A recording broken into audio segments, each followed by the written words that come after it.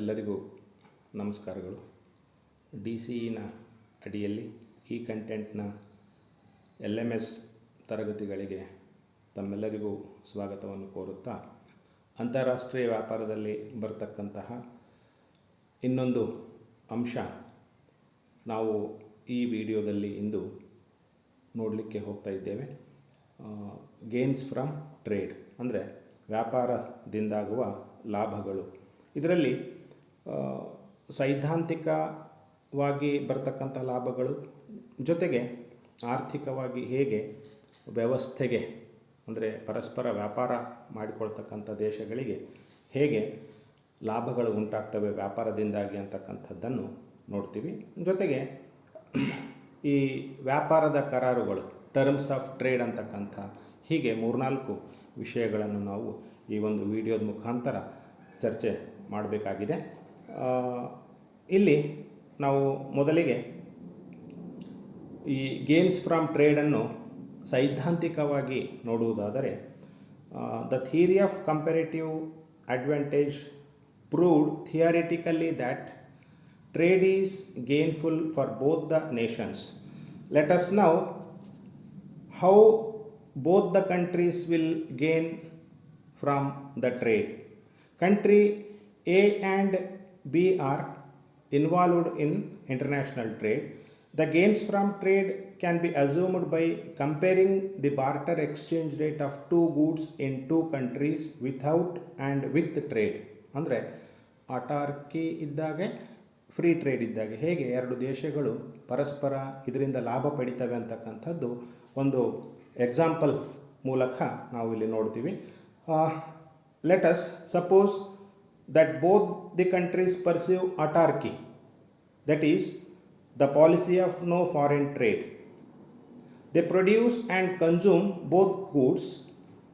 Under these conditions, the domestic barter exchange rate, ಅಂದರೆ ದೇಶೀಯವಾಗಿ ವಸ್ತು ವಿನಿಮಯದ ದರ ಅಂದರೆ the domestic barter exchange rate will be determined on the basis of their labor cost.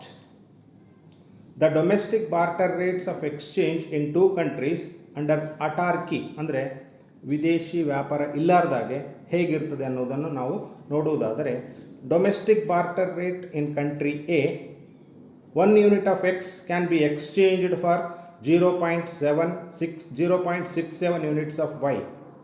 ಹಾಗೆಯೇ 1 unit of Y can be exchanged for 1.5 units of X.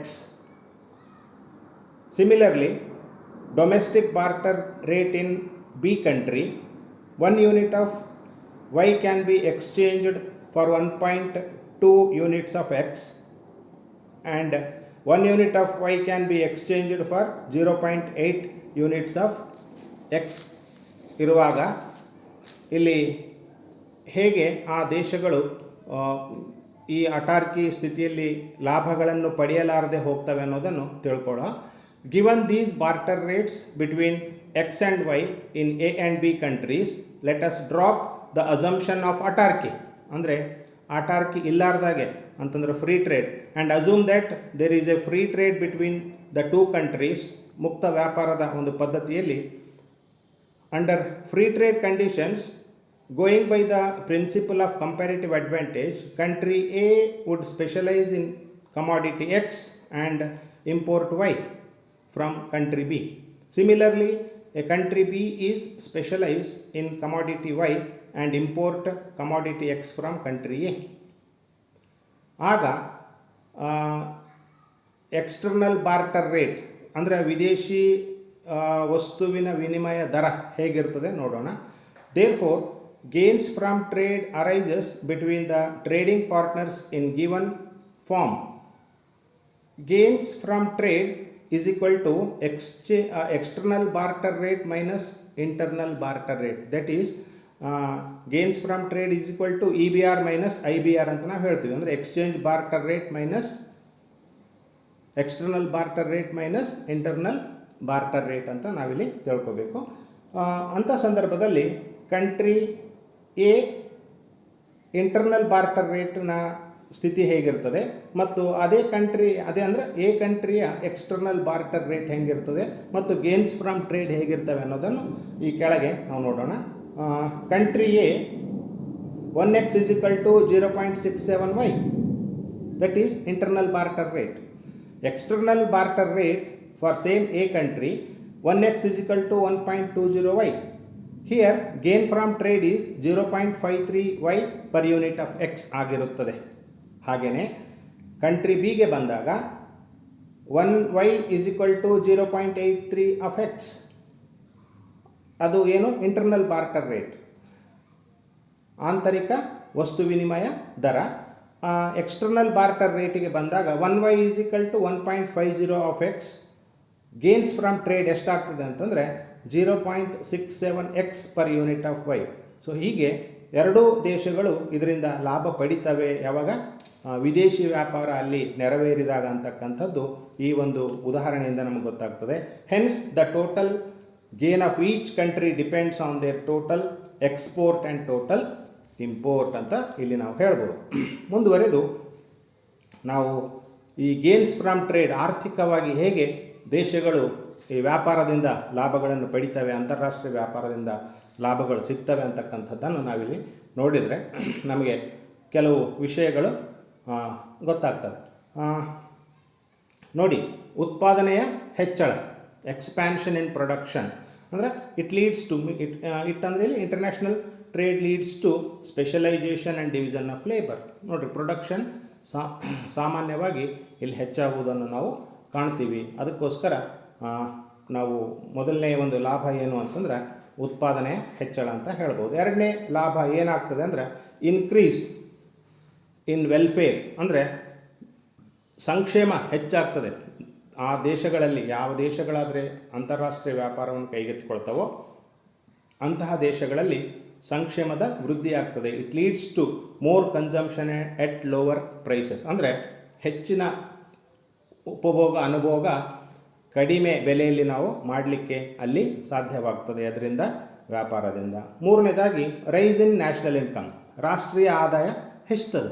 ನೋಡ್ರಿ, ನಿರಂತರವಾಗಿ ಒಂದು ದೇಶ ಒಂದು ವಸ್ತುವಿನ ಉತ್ಪಾದನೆಯಲ್ಲಿ ತೊಡಗಿದಾಗ ಹೆಚ್ಚಿನ ಉತ್ಪಾದನೆಯು ಕಡಿಮೆ ವೆಚ್ಚದಿಂದ ಮಾಡಲಿಕ್ಕೆ ಸಾಧ್ಯಗೊಂಡು ಅದರಿಂದಾಗಿ ಅಲ್ಲಿ ಆದಾಯ ಹೆಚ್ಚಾಗ್ತದೆ. ಆ ದೇಶ ಹೆಚ್ಚಿನ ಒಂದು ಲಾಭಗಳನ್ನು ವಿದೇಶಿ ವ್ಯಾಪಾರದಿಂದ ಪಡಿತದೆ. ಅದಕ್ಕೆ trade is an engine of growth ಅನ್ನುವಂಥ ಮಾತು ಕೂಡ ಇಲ್ಲಿ ನಾವು ಗಮನಿಸಬೇಕಾಗ್ತದೆ. ಮುಂದುವರೆದು ಟೆಕ್ನಾಲಜಿಕಲ್ ಡೆವಲಪ್ಮೆಂಟ್ ಅಂದರೆ ತಾಂತ್ರಿಕ ಜ್ಞಾನದ ಬೆಳವಣಿಗೆ. ಅಂತಾರಾಷ್ಟ್ರೀಯ ವ್ಯಾಪಾರವು ಇನ್ನೋವೇಷನ್ಗಳಿಗೆ ಎಡೆ ಮಾಡಿಕೊಡ್ತದೆ. ಇನ್ನೋವೇಷನ್ಗಳು ಶುಂಪೀಟರ್ರ ಸಿದ್ಧಾಂತ ಇಲ್ಲಿ ನೆನಪಿಸ್ಕೊಳ್ಬೇಕಾಗ್ತದೆ ನಾವೆಲ್ಲರೂ.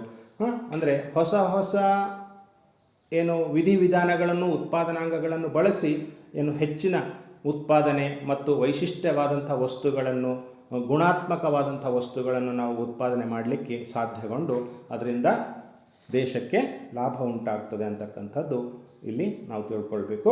ಹಾಗೆಯೇ ಸ್ಪರ್ಧೆ ಹೆಚ್ಚಾಗ್ತದೆ. ಕಾಂಪಿಟೇಷನ್ ವಿಲ್ ಗೋ ಅಪ್ ಅಥವಾ ಇನ್ಕ್ರೀಸ್ ಕಾಂಪಿಟೇಷನ್ ಅಥವಾ ಕಾಂಪಿಟೇಷನ್ ಹೆಚ್ಚಾಗ್ತದೆ ಅನ್ನೋದು ನಾವಿಲ್ಲಿ ತಿಳ್ಕೊಳ್ಬೇಕಾಗ್ತದೆ. ಯಾಕೆ ಕಾಂಪಿಟೇಷನ್ ಹೆಚ್ಚಾಗ್ತದೆ ಅಂದರೆ ಪ್ರತಿಯೊಂದು ಈ ವ್ಯಾಪಾರದಲ್ಲಿ ತೊಡಗಿರ್ತಕ್ಕಂಥ ದೇಶ ತನ್ನದೇ ಆದಂತಹ ಶ್ರೇಷ್ಠವಾದಂಥ ಉತ್ಪನ್ನವನ್ನು ಅಂತಾರಾಷ್ಟ್ರೀಯ ಮಾರುಕಟ್ಟೆಗೆ ಒಯ್ಯಬೇಕು ಮತ್ತು ಅಲ್ಲಿ ಸ್ಪರ್ಧೆ ಮಾಡಬೇಕು.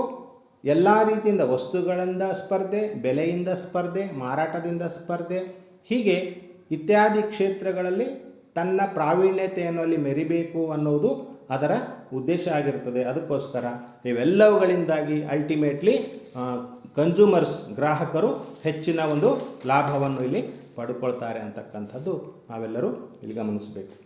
ನೆಕ್ಸ್ಟ್, ಮಾರುಕಟ್ಟೆಗಳು ವಿಸ್ತಾರಗೊಳ್ತವೆ. Widening of market. ನೋಡಿ, ಮಾರುಕಟ್ಟೆಗಳು ವಿಸ್ತಾರಗೊಳ್ತವೆ ಅಂತಂದರೆ ಇದರ ಅರ್ಥ ಏನು? ನಾವೆಲ್ಲರೂ ಅರ್ಥಶಾಸ್ತ್ರದ ವಿದ್ಯಾರ್ಥಿಗಳಾಗಿರುವುದರಿಂದ ಮಾರುಕಟ್ಟೆಯ ಏನು ವಿಸ್ತೀರ್ಣ ಆಗಿದೆ ಅಂತಂದರೆ ಬೇಡಿಕೆ ಪೂರೈಕೆಗಳು ಹೆಚ್ಚಾಗಿವೆ ಅನ್ನೋದು ಇದರ ಒಂದು ಅರ್ಥ ಆಗಿದೆ. ಅದಕ್ಕೋಸ್ಕರ ಮಾರುಕಟ್ಟೆಗಳು ವಿಸ್ತಾರಗೊಳ್ತವೆ. ಸ್ಕೇಲ್ ಆಫ್ ಪ್ರೊಡಕ್ಷನ್ನಿಂದಾಗಿ ಮಿತವ್ಯಯಗಳುಂಟಾಗಿ ಉತ್ಪಾದನೆ, ಹೂಡಿಕೆ, ಉದ್ಯೋಗ ವ್ಯಾಪಾರಗಳೆಲ್ಲವೂ ಬೆಳೀತವೆ. ಇದರಿಂದಾಗಿ ದೇಶಕ್ಕೆ ಹೆಚ್ಚಿನ ಆರ್ಥಿಕ ಲಾಭಗಳುಂಟಾಗ್ತವೆ. ಮುಂದಿನ ಪಾಯಿಂಟ್ ನಾವು ನೋಡುವುದಾದರೆ ಇಲ್ಲಿ ಹೂಟೆಯ ಹೆಚ್ಚಳ, ಹೂಡಿಕೆ ಹೆಚ್ಚಾಗ್ತದೆ, ಹೂಡಿಕೆಯ ಗಾತ್ರ ಹೆಚ್ಚಾಗ್ತದೆ, ಇನ್ಕ್ರೀಸ್ ಇನ್ ಇನ್ವೆಸ್ಟ್ಮೆಂಟ್ ಅಂತ ಹೇಳ್ತೀವಿ. Due to trade more industries will come, particularly in small scale sector. ಯಾಕೆ ಸ್ಮಾಲ್ ಸ್ಕೇಲ್ ಸೆಕ್ಟರ್ ಏನಾಗ್ತದೆ, ಪೂರಕವಾಗಿ ದೊಡ್ಡ ಗಾತ್ರದ ಕೈಗಾರಿಕೆಗಳಿಗೆ ಉತ್ಪನ್ನಗಳನ್ನು ನೀಡ್ತದೆ. ಅದಕ್ಕಾಗಿ ಹೆಚ್ಚಿನ ಹೂಟೆ ಹರಿದು ಬಂದು ಉದ್ಯೋಗ, ಆದಾಯ, ಬೇಡಿಕೆಗಳೆಲ್ಲ ಹೆಚ್ಚಿ ಅರ್ಥವ್ಯವಸ್ಥೆಯಲ್ಲಿ ಅಗ್ರಿಗೇಟ್ ಡಿಮ್ಯಾಂಡನ್ನು ಹೆಚ್ಚು ಮಾಡ್ತವೆ. ಅಂದರೆ ಸಮಗ್ರ ಬೇಡಿಕೆಯನ್ನು ಸೃಷ್ಟಿ ಮಾಡ್ತವೆ ಮತ್ತು ಹೆಚ್ಚು ಮಾಡ್ತವೆ ಅಂತಕ್ಕಂಥದ್ದು ನಾವು ಇದರಿಂದ ತಿಳ್ಕೊಳ್ತೀವಿ.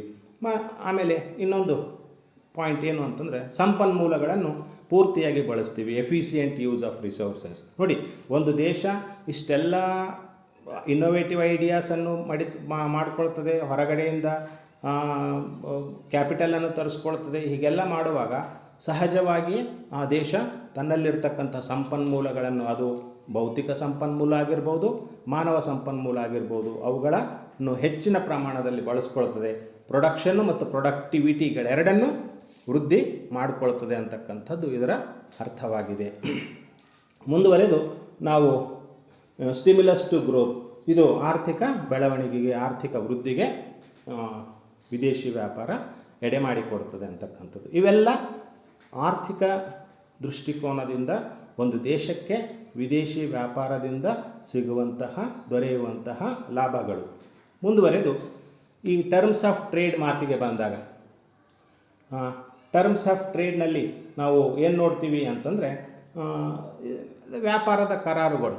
ನೋಡಿ, ವ್ಯಾಪಾರದ ಕರಾರು ಅನ್ನುವ ಮಾತಿಗೆ ಬಂದಾಗ ಇದು ಏನು ಹೇಳ್ತದೆ ಅನ್ನುವುದನ್ನು ನಾವು ನೋಡಲಿಕ್ಕೆ ಹೋದಾಗ, ಎರಡು ದೇಶಗಳ ನಡುವಿನ ಎಕ್ಸ್ಪೋರ್ಟು ಮತ್ತು ಇಂಪೋರ್ಟ್ಗಳ ನಡುವೆ ಇರತಕ್ಕಂತಹ ಒಂದು ದರ ಇದಾಗಿರ್ತದೆ. ಅಂದರೆ it is a rate at which a countries exports exchange for its imports ಅಂತ ನಾವಿಲ್ಲಿ ಹೇಳ್ತೀವಿ. ಅದಕ್ಕಾಗಿ naturally it depends upon the prices of exports and imports ಅಂತ ಇಲ್ಲಿ ನಾವು ತಿಳ್ಕೊಳ್ಬೇಕಾಗ್ತದೆ. ಅದಕ್ಕಾಗಿ it is defined as the ratio between the index of export prices and the index of import prices ಅಂತ ಹೇಳ್ಬೋದು. ಅಂದರೆ ರಫ್ತು ಉತ್ಪನ್ನದ ಬೆಲೆಯ ದರ ಮತ್ತು ಆಮದು ಉತ್ಪನ್ನದ ಬೆಲೆಯ ದರಗಳ ನಡುವೆ ಇರುವ ಸಂಬಂಧವನ್ನು ಟರ್ಮ್ಸ್ ಆಫ್ ಟ್ರೇಡ್ ನಮಗೆ ಸೂಚಿಸ್ತದೆ. ಪ್ರತಿ ದೇಶವೂ ಕೂಡ ಈ ಟರ್ಮ್ಸ್ ಆಫ್ ಟ್ರೇಡನ್ನು ತಿಳ್ಕೊಳ್ಬೇಕಾಗ್ತದೆ. ತನ್ನ ನಿರ್ಯಾತದ ಪ್ರಮಾಣ ಮತ್ತು ಆಯಾತದ ಪ್ರಮಾಣ, ಅವೆರಡರ ನಡುವಿನ ದರ ಇಲ್ಲಿ ಪ್ರತಿ ದೇಶ ಕೂಡ ತಿಳ್ಕೊಂಡು ವ್ಯಾಪಾರವನ್ನು ಮಾಡಿಕೊಳ್ಬೇಕಾಗ್ತದೆ ಅಂತಕ್ಕಂಥದ್ದು ಇಲ್ಲಿ ನಾವು ತಿಳ್ಕೊಳ್ಬೇಕಾಗಿರ್ತಕ್ಕಂಥದ್ದು.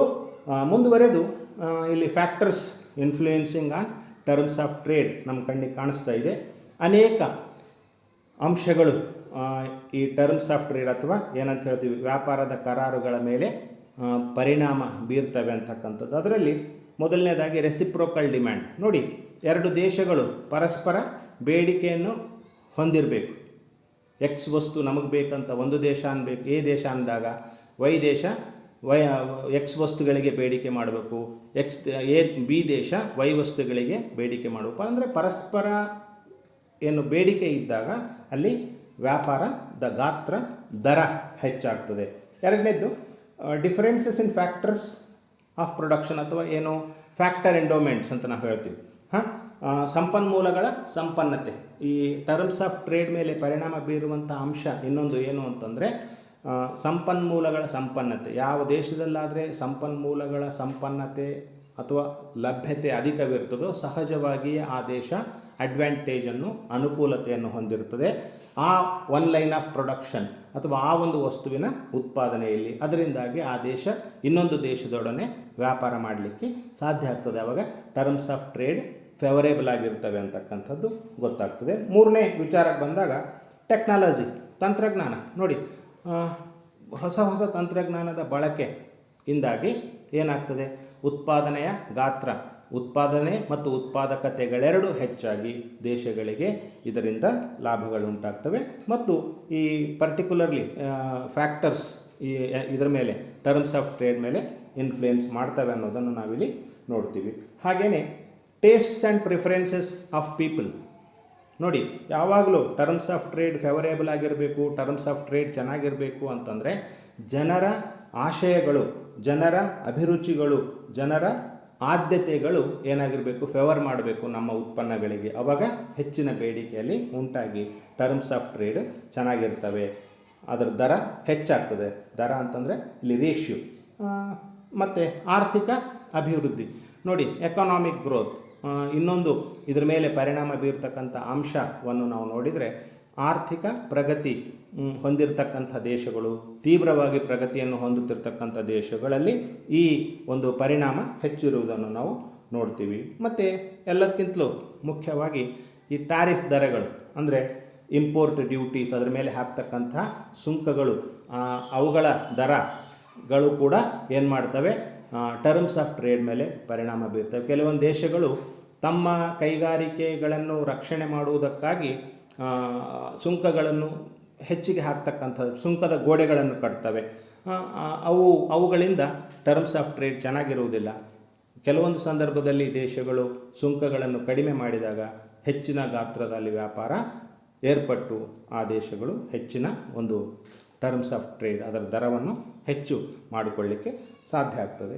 ಆಮೇಲೆ ಡಿವ್ಯಾಲ್ಯೂಯೇಷನ್ ಅಂದರೆ ಅಪಮೌಲ್ಯೀಕರಣ ಅಂತ ಏನು ಹೇಳ್ತೀವಲ್ಲ, ಆ ಡಿವ್ಯಾಲ್ಯೂಯೇಷನ್ ಕೂಡ ಅಂದರೆ ಹಣದ ಕೊಳ್ಳುವ ಶಕ್ತಿ ಮೇಲೆ ಕೂಡ ಏನು ಟರ್ಮ್ಸ್ ಆಫ್ ಟ್ರೇಡ್ ಇನ್ಫ್ಲೂಯೆನ್ಸ್ ಆಗ್ತದೆ ಅಂತಕ್ಕಂಥದ್ದು.